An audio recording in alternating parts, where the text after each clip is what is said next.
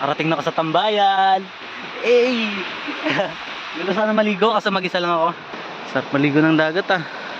Nakakamiss. Laspagan na to. Inom muna ng tubig bago umahon.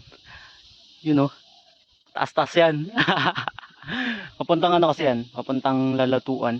Sa may Kapangyan Falls, Lalatuan Falls. Tsaka rock formation yan na rin yan. Matarik yung mga ano dito, daanan.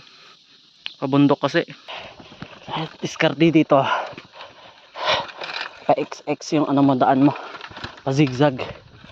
Para hindi XX. Uy! Ang pa pala nito. Ay ko. Laspag ako dito. Yan pa guys oh. Yun.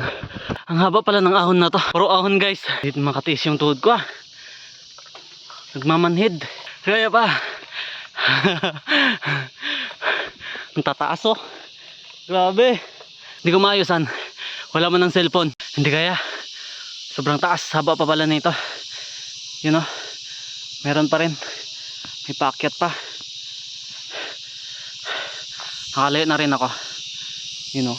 Pag ganun paikot pababa. Haba pala nakakyatin dito. Pahinga mo na. Busan na ako ng tubig eh. Wala akong lakas pag wala akong tubig. Ha ha ha ha. Napapagod na ang anak ng CEO. Makyat ba naman sa bundok? Na bike lang ang gamit. Ha ha ha ha. Laspag na siya. Nalaspag nga. Nakakyat naman dito.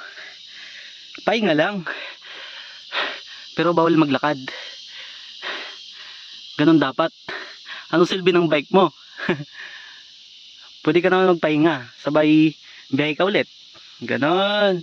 O dibo. Ganda dito oh. Iba din. Nakapunta ng libre. Lakas nga lang yung kailangan.